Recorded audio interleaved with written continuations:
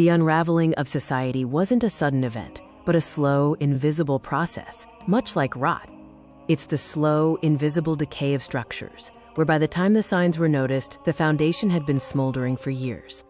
COVID didn't create the break, it merely illuminated what was already hidden, the fragility of our rituals and the superficiality of our cohesion. The core problem stems from the slow substitution and eventual loss of society's stabilizing structures. We substituted community with consumer identity, obligation with convenience, and regulated anxiety not through ritual but through convenience, like overnight free delivery. When rituals fall away, tribalism, our species' default setting of to eat or be eaten, slithers back up through the floorboards.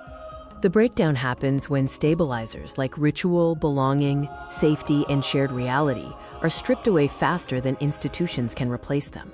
Collapse doesn't start with violence, but with reality blurring at the edges of our vision, like cataracts. This is a malfunctioning nervous system acting behind the mask of politics, a neurological emergency disguised as a political crisis. The vulnerability was inherited, but since we made it, it is something we can repair. We need a map, not just catharsis. Millions sense something breaking, but lack the vocabulary to fight for it, being outgunned linguistically and psychologically.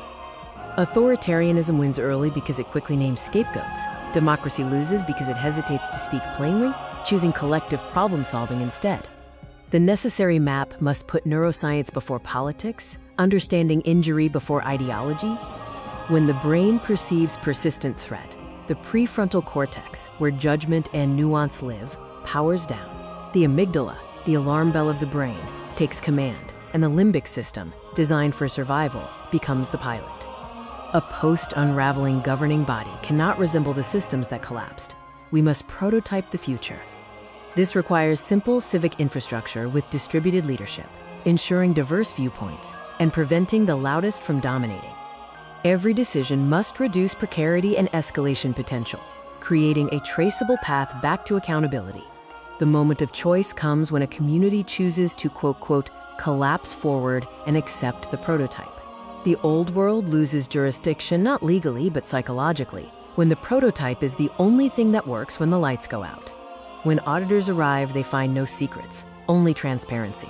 The conclusion the old world cannot unhear. It isn't insurrection, it's succession of responsibility.